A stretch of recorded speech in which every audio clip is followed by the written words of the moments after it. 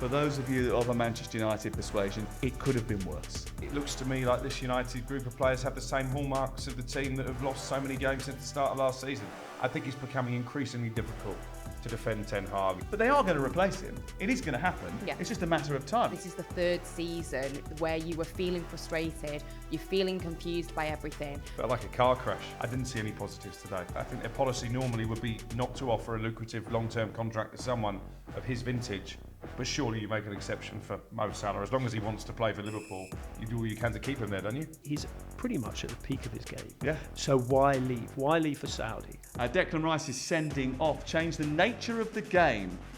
Yes, it did, but it was self-inflicted. I'm absolutely on the side of the referee here. Ultimately, Declan Rice was naive, and I think he knows that. Hello and welcome to Premier League All Access with me, Sam Matterface, in the shadow of Old Trafford. Alongside me, as always, for Premier League All Access, talkSPORT's chief football correspondent Alex Crook, co-host of the Inside Devils YouTube show, Angelina Kelly, and renowned football fan, senior football writer, award-winning journalist Henry Winter joins us as well to reflect on a weekend of absolute stardust. Well, we sit here, as I said, in Hotel Football just across from Old Trafford, having watched Manchester United get dismantled by Liverpool by 3-0. Obviously, Angelina and Crook, we're going to have to go through a 45-minute counselling session here. Henry, are you prepared for this? Are you qualified for it? No, but I will help. But I think they're beyond help. Yeah, I think they possibly are. Liverpool were brilliant. Not my words, the words of Erik Ten Hag. What did you make of that? I'm not even sure they had to be brilliant, to be honest. I think it was far too easy. You said a weekend of stardust. Felt like a car crash watching that, and we've seen the same movie time and again. I was actually weirdly optimistic coming to the game. I didn't think United would lose. Ten Hag has got a good record in this fixture, particularly here at Old Trafford. I thought there were signs of positivity in the first two performances, even in defeat at Brighton. I didn't see any positives today. Okay, well, the positives all came from the Liverpool side, didn't they? And you gave me a great statistic about Mo Salah and his goal record at Old Trafford. Yes, he's the fifth. He's contributed. He's scored the fifth most amount of goals at Old Trafford since 2021. Obviously, there's Ronaldo and Rashford and players like that ahead of him. So, yeah, it's embarrassing. I mean, I completely agree with you. I was sitting next to Crookie and I was almost having to sort of console him for the sort of, well, for most of the game.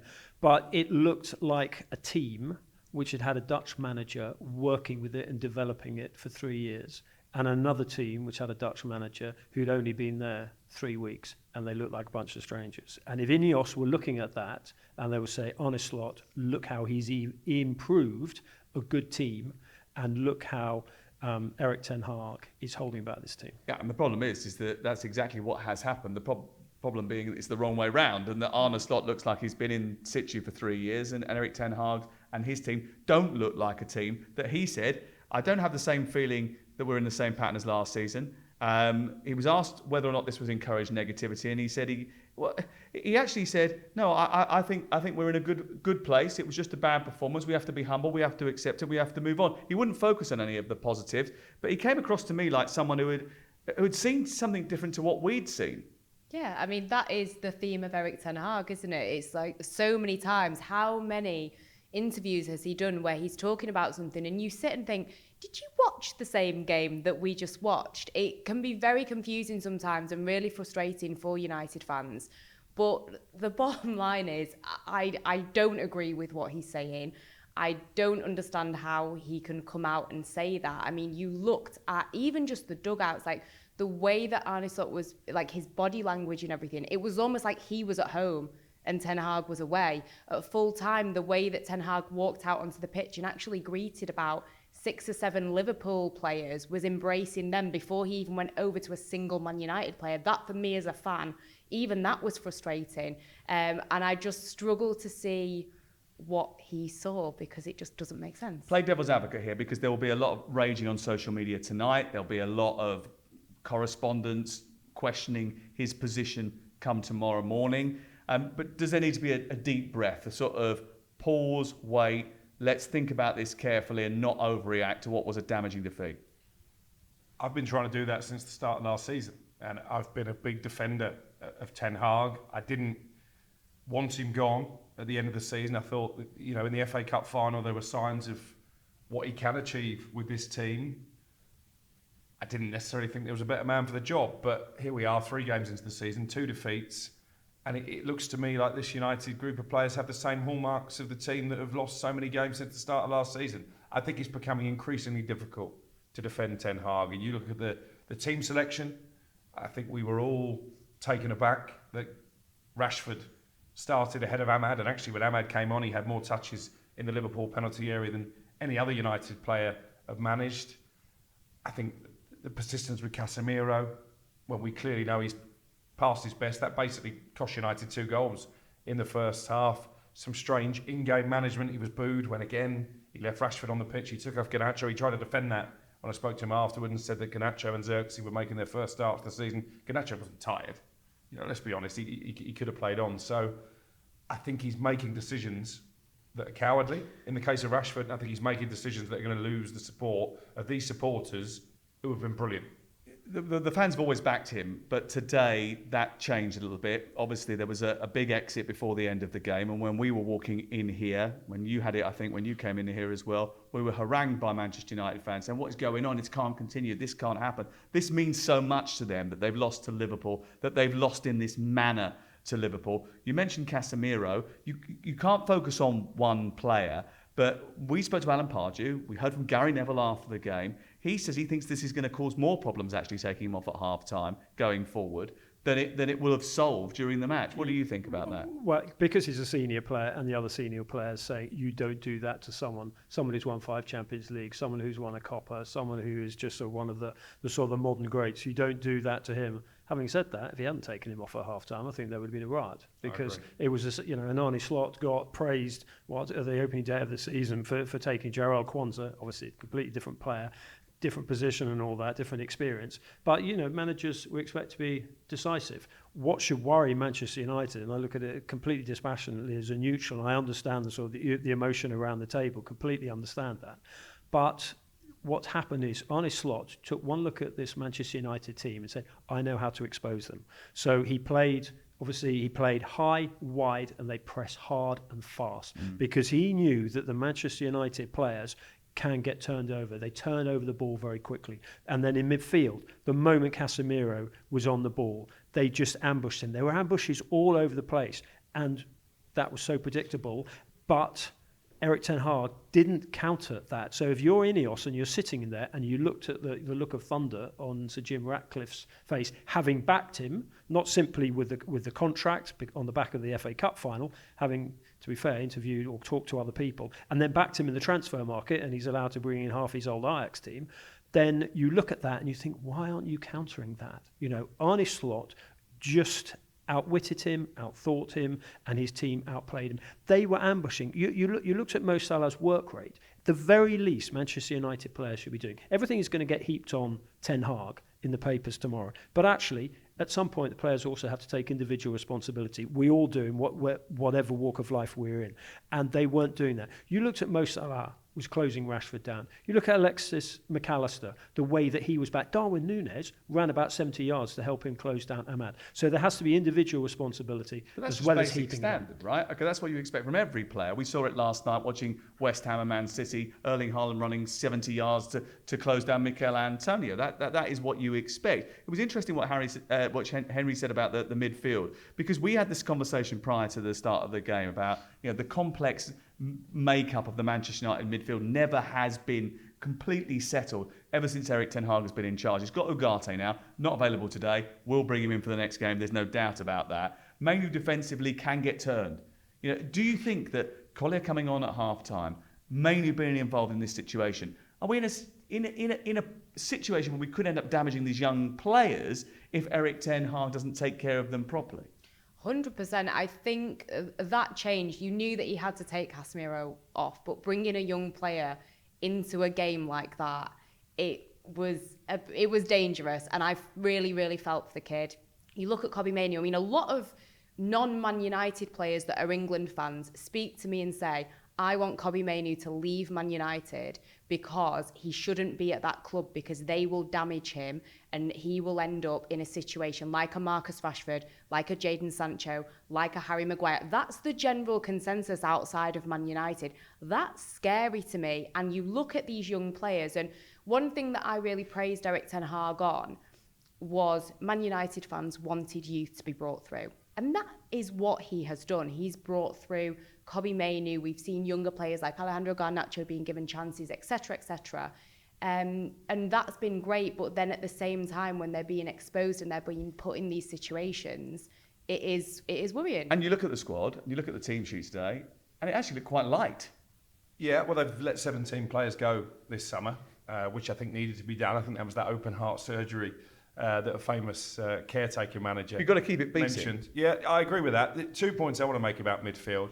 Ugarte, obviously paraded on the pitch before the game today. He's going to have to be a cross between Iniesta and Xavi to sort this team out. You know, let's make no bones about it. That it's a good signing. They need Busquets. It's not going to suddenly propel them to Liverpool and City and Arsenal's level. And the point that Angelina made there about Kobbie Mainoo, I was speaking to one of our television colleagues before the game, and he said if you look at young players coming into teams, it's not often that a player at that age is given the responsibility to boss a midfield at a club like Manchester United. How old was Frank Lampard, you know, when he came into that Chelsea team? And it took a bit of time for him to be eased in. You know, I think there's a big difference between a 16-year-old Wayne Rooney playing up front for Everton and a 19-year-old Kobbie Mainoo expected to knit this midfield together. And I'm the biggest member of the Kobbie Mainoo fan club, by the way. And that's the point I was making about damaging these players. And Angelina referenced Marcus Rashford. Is he doing enough? No, he's not. Absolutely. And he's not alone in that. I thought there were a couple of occasions when he did get some decent crosses in. The problem with Marcus Rashford is that he keeps turning inside. Marcus Rashford at his best is when he is full of adrenaline and he is taking on a fullback. Why is that He's happening? not. I don't know whether it's the manager telling him to turn inside because they like overloads in midfield. I don't understand it, particularly when you've got a right back like Trent Alexander-Arnold, who is not famous for keeping his position. You know, because he steps into midfield. I mean, he almost scored. He had a rule because he was so far forward. So Rashford should have been saying, right, that pace. With his pace, I can get there. De Ligt is still sort of getting up to speed, not so De Ligt, but Canati or whoever he is running at there. And absolutely, Rashford needs to get back to the basics. And Ten Hag is absolutely not bringing that out of him. I take your point about Rashford. I think cowardly is a fairly strong expression. I don't think that he was actually the worst Manchester United player out there, and he was pretty poor, and that's an indictment of the others.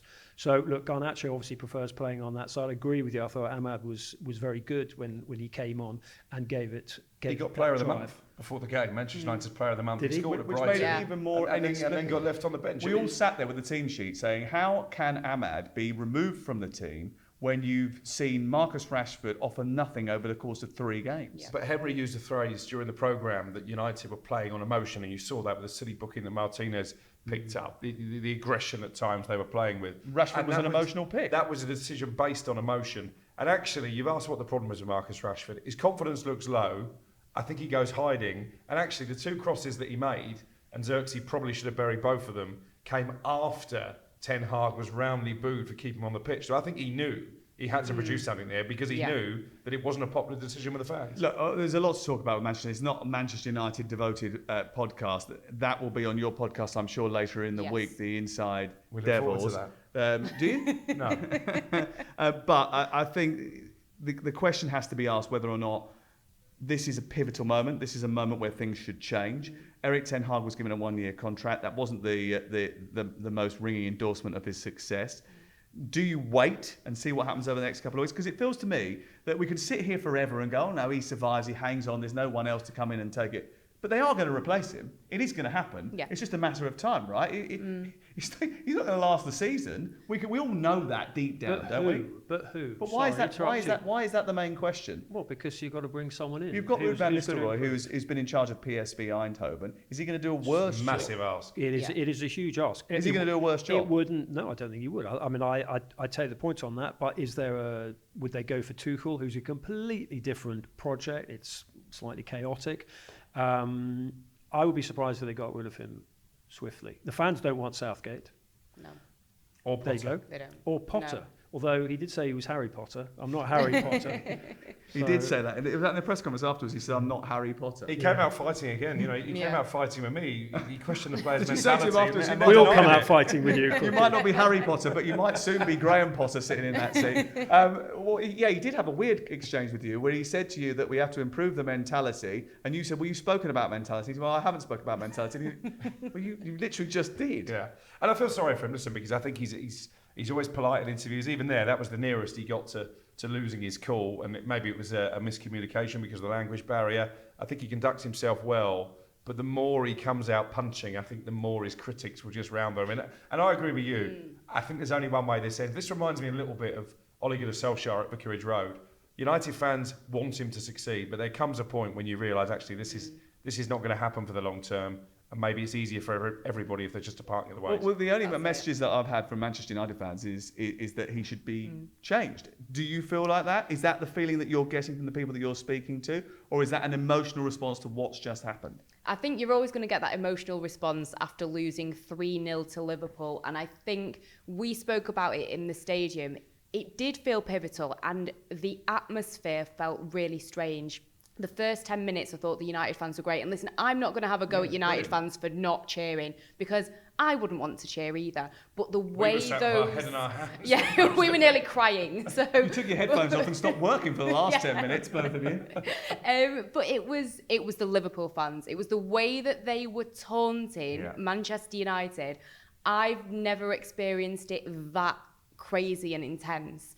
And with the Erik ten Hag thing, I think you've already said it, Crookie. It's not just, people say, oh, it's only 3 games. It's not 3 games. This is the 3rd season where you were feeling frustrated. You're feeling confused by everything. I think it was Jamie Carragher that had written an article about how this reminds him of Brendan Rodgers when they couldn't really find the right replacement for him. They kept him, and then it got to October, and Jurgen Klopp came in. Brendan Rodgers did a similar thing to Ten Hag. He changed the backroom staff, and he was talking about these similarities, which was quite scary. But I agree. I don't think that he will last the season. I don't see, unless there's a complete 180, which I don't see happening because we've been waiting for the 180 for 3 seasons now. I don't think after 3 games they're going to get rid. But then you saw that image, there's an image going around on social media of Sir Jim Ratcliffe with his head actually in his hands, kind of like what Crookie was doing. I don't think after 3 games, I do think it is quite more of an emotional response from Manchester United fans, but I think this puts him under huge pressure. And it's like you said, it was pivotal. It's like the clock's almost like started ticking now.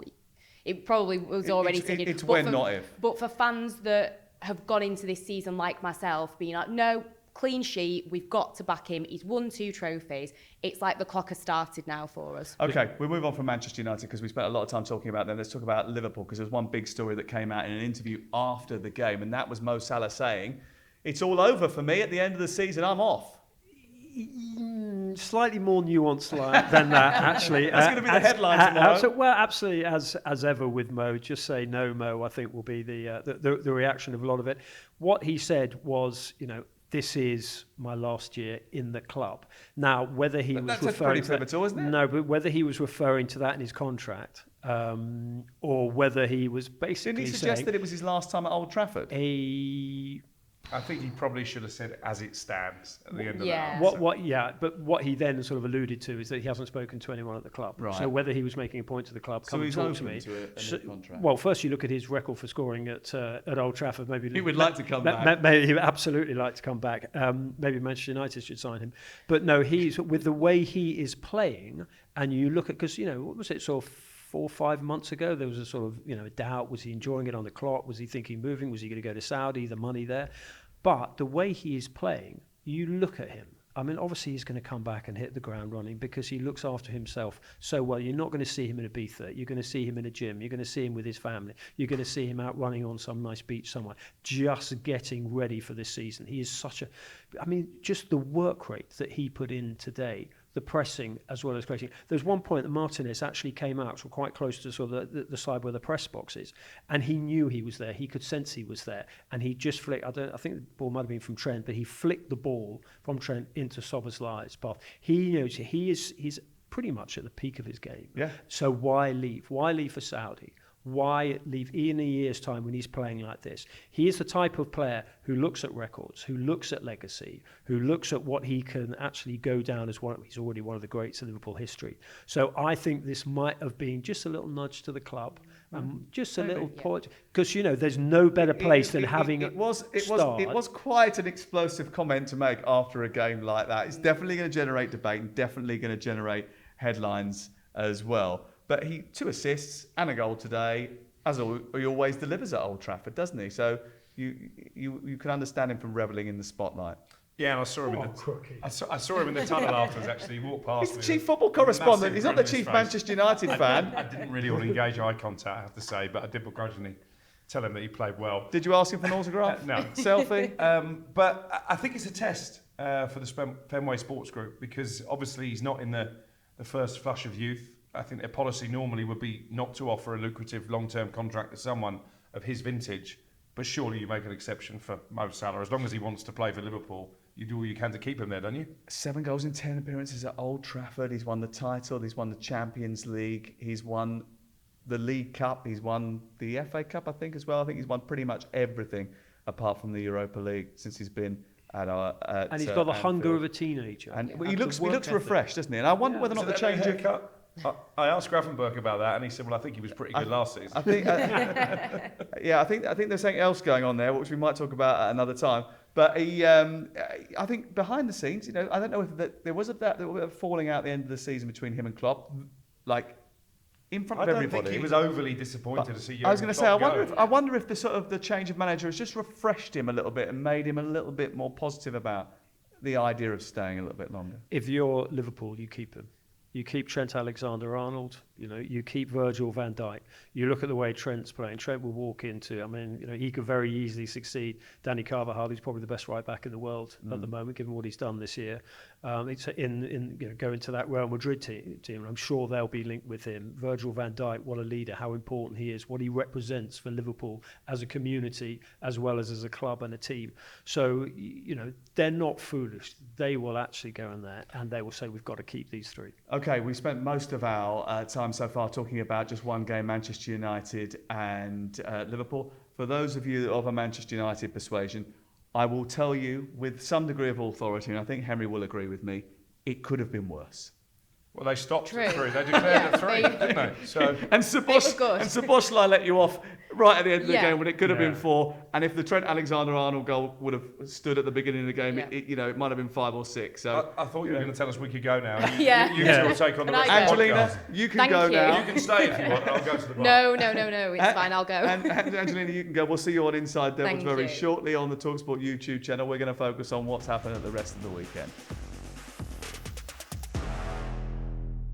Let's start at Goodison Park and stay in the Northwest. And another set of fans that aren't particularly happy this weekend. It was a very good Everton performance for 87 minutes. But the problem is the game lasted for 97, Henry. That is shocking. And everything that Sean Dyche represented as a player and represents as a manager, his team just simply didn't reflect that. Physically, mentally, they just effectively surrendered. And, the opposition, absolutely brilliant, the way they went for them. But Everton, you've got to be more intelligent. You've got to be more streetwise. You've got to kill games off. Don't go chasing a third. Kill games off. And that was naivety, whether it's physical exhaustion, mental exhaustion, I don't know. But that is unacceptable. Well, there was a couple of examples of players switching off. Young player, Tim Irabunum's had a difficult week at Spurs, did very well in midweek against Doncaster, played very well for the bulk of yesterday's game, was excellent. And you could see towards the end he was tiring. He wasn't able to make those distances. Did Sean Dyche make a mistake with his game management in not replacing him earlier on? That's certainly the suggestion from the Everton fans who were flocking to the full-time phone-in with Jamie and Jason as I was driving home from Brentford on Saturday night. I think there's a mentality issue at Everton Football Club. I think they're a group of players who've forgotten how to win matches. This is the 3rd season in a row where they've started so poorly. They put themselves on the back foot automatically. I think the most damning statistic from this game is that Bournemouth's first shot on target was the first goal. So to capitulate in the way they did, this wasn't a brilliant Bournemouth comeback, as much as I'd love to give the credit to Andoni Iraola and his team. It was an Everton collapse. Lewis Cook scoring a goal is always a rarity. It was his first Premier League goal. The fact that Lewis Cook, who's probably about 5'4", scored with a header, is even more troubling, isn't it? But I think the way that Everton react to this, I mean, the timing of this result is terrible as well, because they now go into the international break with this hanging over them. Yeah, and the fans will be flocking to the phone-ins, will be flocking to the social media, and of course, anyone who walks through the centre of town, goes near the quayside, the docks, will see that magnificent new stadium, and the club are rightly sort of posting all these pictures on it and how fantastic. So I'm sure you've been sort of inside, and it looks fantastic. But they simply cannot afford to go down. Last season would have been terrible, but to go down and have that beautiful stadium opening in the Championship is just... Crook talks about the mentality.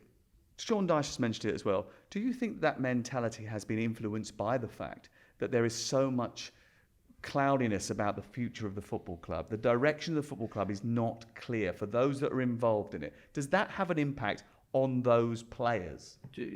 Players tend to cut themselves off from a lot of that. They're very much sort of focused on, they listen to the manager. Obviously, they'll listen to you guys on the radio, and they'll watch the rolling news. But they, as long as they get paid, as long as they can go out and play, I think that they tend to focus on that. Clearly, though, there is huge uncertainty around Moshiri needs to move on. They need to get this sorted out. But, it's a very, very lengthy process. I find it very strange to the club of Everton's history, of their extraordinary fan base, match going nationally and around the world, that, they've got some pretty decent players, they've got a good manager, that actually a really heavyweight American investor who was a genuine multi-billionaire hasn't come in. I understand all the sort of the texture element, but it still amazes me. It is a surprise, isn't it? Because it's a huge club. It's got a brilliant new stadium on the horizon. You know that that's going to be involved in the European Championships. You know the history of Everton. The honours board is well etched with wonderful stories from days gone past. You could make something of this. So what's the reason for not doing that? There must be something which stopped Daniel Friedkin from getting over the line. There must be something that others have seen in the books that don't push them to making a firm offer for this football club. But all the while, Sean Dyche has got to get on with it. And one of the big discussion points now is whether or not he's the right person to guide them forward. Now, from our point of view, having watched all this unfold previously, the last thing you would think is a good thing to do would be to replace Sean Dyche with anybody else at this juncture. That is a trap that Everton have fallen into far too often. How does the club stop itself from falling down that hole? Well, I think financially they can't afford to sack him, so maybe that's a big thing at the moment. But they're talking about, the fans are talking about it. Who are you going to bring in? I mean, Frank Lampard's available again. That went well last time. It'd be bizarre to get rid of Sean Dyche. You look at last season with all the off-field issues, the points deductions, the possible threat of administration. They say that was something to spare in the end. In fact, they finished the same points as Brighton. Exactly. So yeah, I think he deserves the opportunity to turn it around. I think he's probably the best man for survival. But I still think come the end of the season, they're going to be relying on three teams who are going to be worse than them. And I'd be a bit concerned about how well Ipswich have adapted to life in the Premier League. I'm not sure there will be three worse teams than Everton. But are there people seriously suggesting they should get rid of Sean Dyche? Phoning the full-time phone-in last night, questioning him. Well, they're Liverpool fans.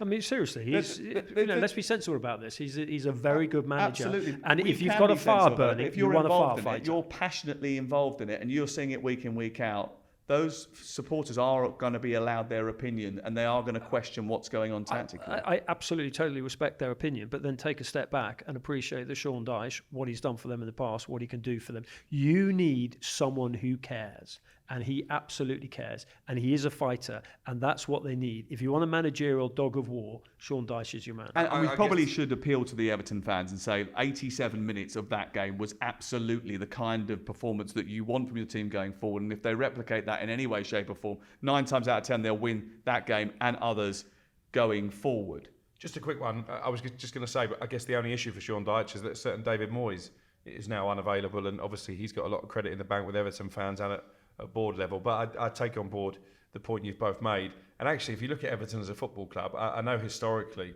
they were challenging for major honours, but they've been in the doldrums since David Moyes left. They've been a long, and that David Moyes period was a bright spot in what has been a bleak landscape since probably the early 90s, really. Since Paul Rideout in the FA Cup final. 1995, Yeah. that's a long time ago now. Look, there are some positives. I think we probably mentioned a couple of players that have done well for them. Everybody I've already mentioned. Dominic Calvert-Lewin getting back to scoring ways is really important for them, and assisting a goal, and he took it brilliantly. But also, the contribution of Iliman Ndiaye over the last couple of games has been important for them too, and will be going Shout forward. out to Semenyo as well, because I flagged him up on Thursday as someone who would have an impact. I think he's a terrific player. And again, I know you're a big advocate of the pyramid.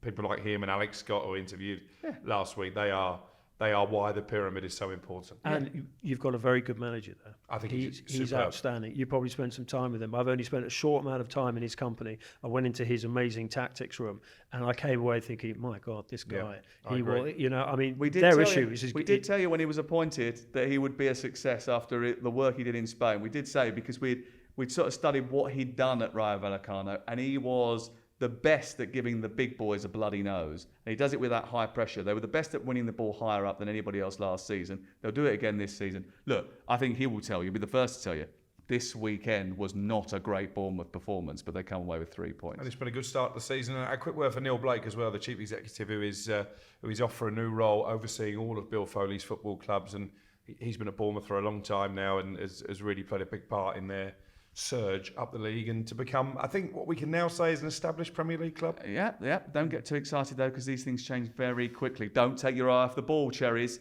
Arsenal 1, Brighton 1. Talking of taking eye off the ball, Declan Rice's sending off changed the nature of the game. Yes, it did, but it was self-inflicted. I mean, we all love Declan Rice. Is one of the most interesting, entertaining, thoughtful, committed players that you could meet. But I mean, as he admitted in his interview afterwards, he deserved the yellow for the for the first challenge. He said it was a 50-50. I mistimed it. I deserved the yellow, and then he accepted. He said under the laws of the game.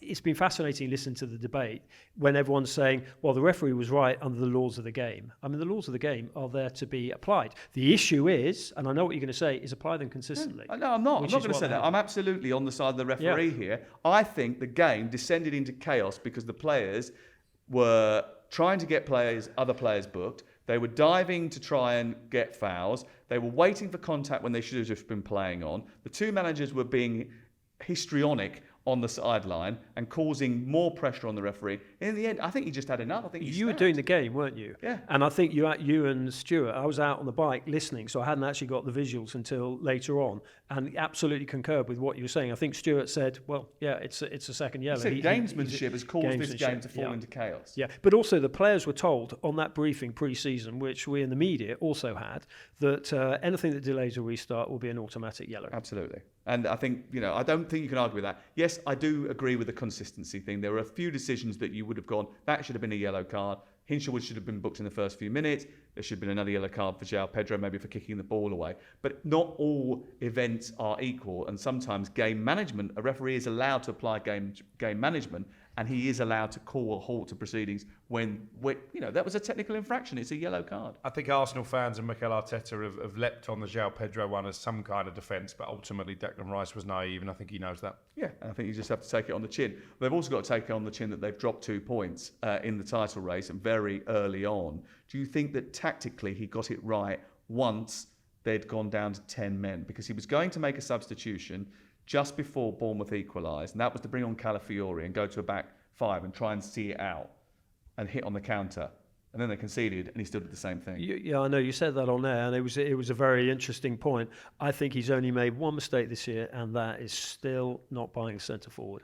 I just think, not because Haaland then went and scored a hat-trick, I just still think that Arsenal team, they got so much creativity. I get the Kai Havertz thing, but as you were saying on commentary, he had another chance, and you have to take those chances. The top teams, it's just fractions. Arsenal are so close. The fractions away from Manchester City. And that is, what was it, 2 points last season? Yeah. It's just, you have to take those chances if you're going to take that step. And we can make the case for Arsenal not buying a striker, because we can say, with authority, they scored more goals in the Premier League last season than they've ever done before. We can say with authority, they scored more goals than any other club in 2024 in Europe's top 5 leagues. But It is those moments. And yesterday, they had 3 great chances, 2 beforehand, before the sending off, and 1 afterwards, and they didn't take them. And maybe a number 9 might have done.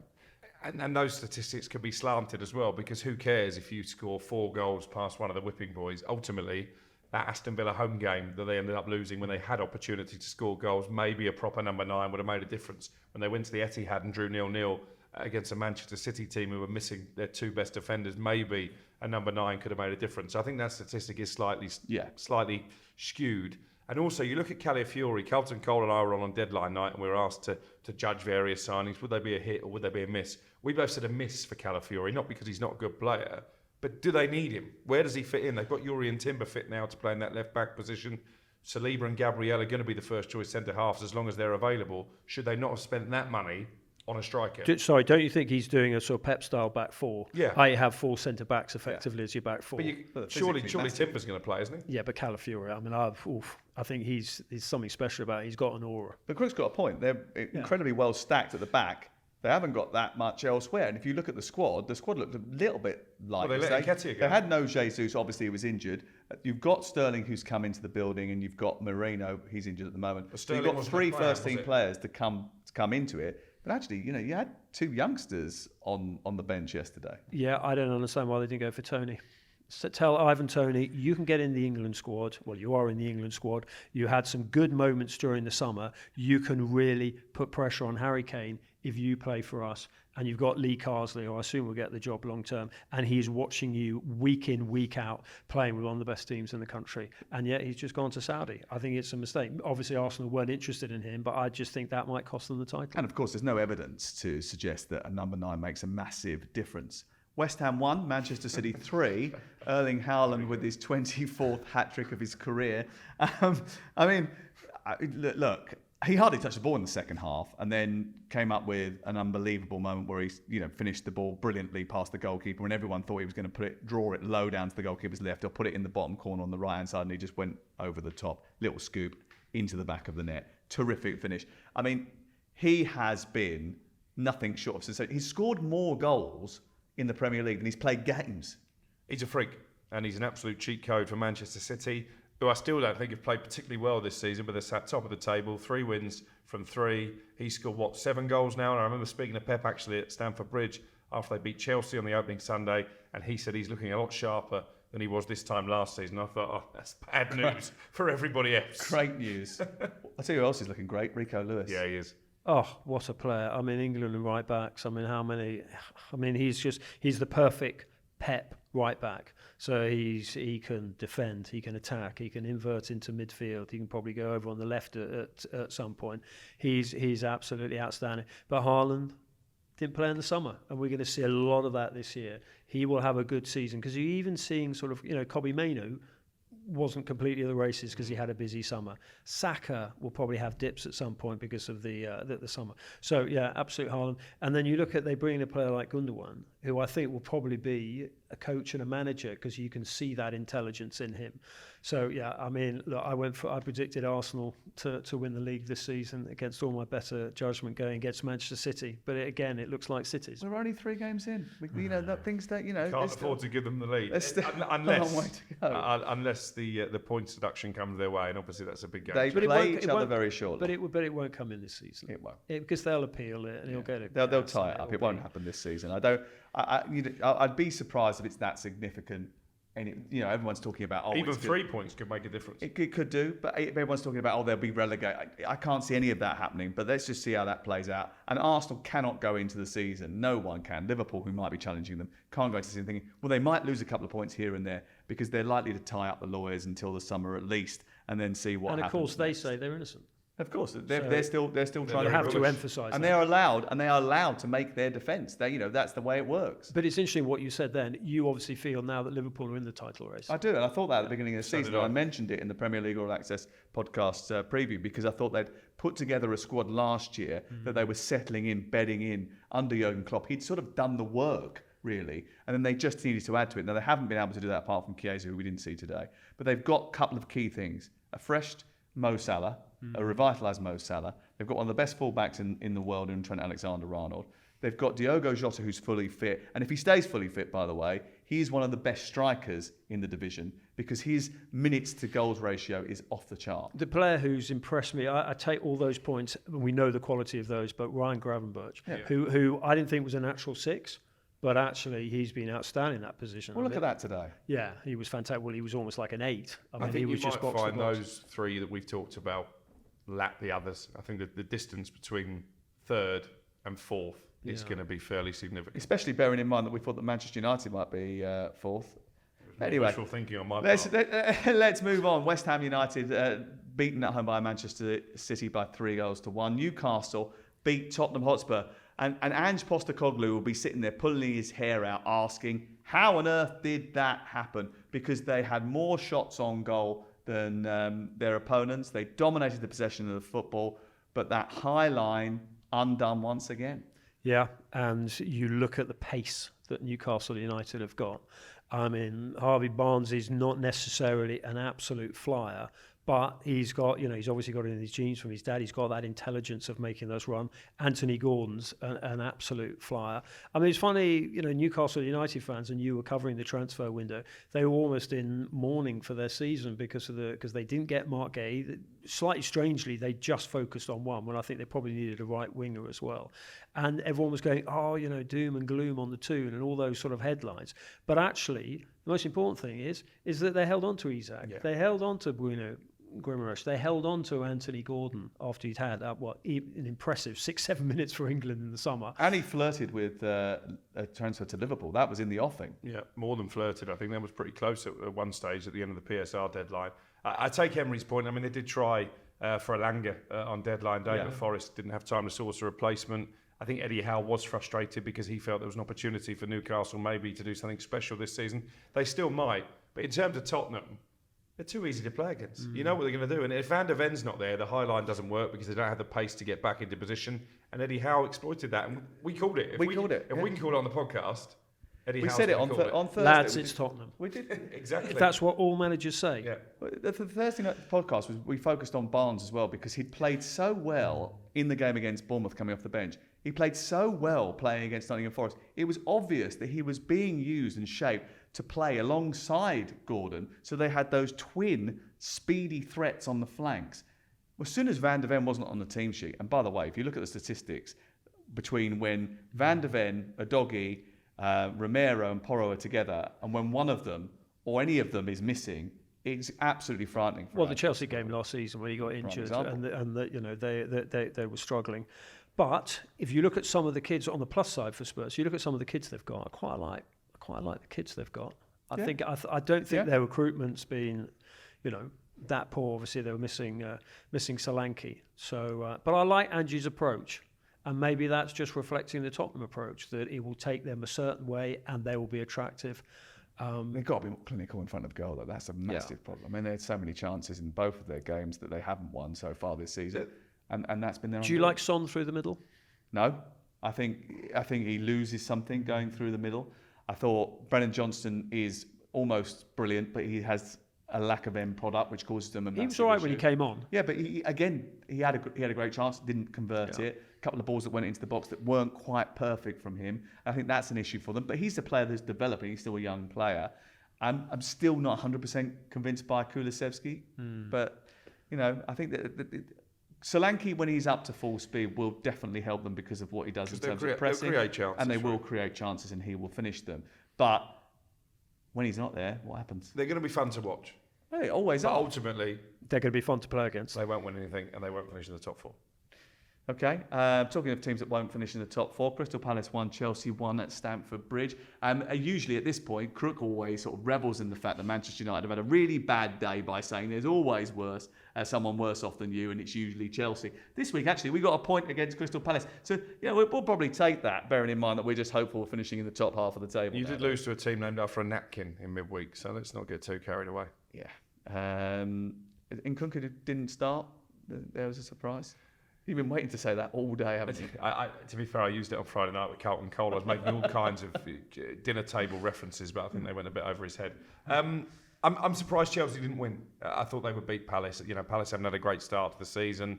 I thought that 6-2 demolition of Wolves would give Chelsea some confidence. But ultimately, it's 2 bad points dropped, I think. Yeah, Forest have had a good start, 1-1 with Wolverhampton Wanderers.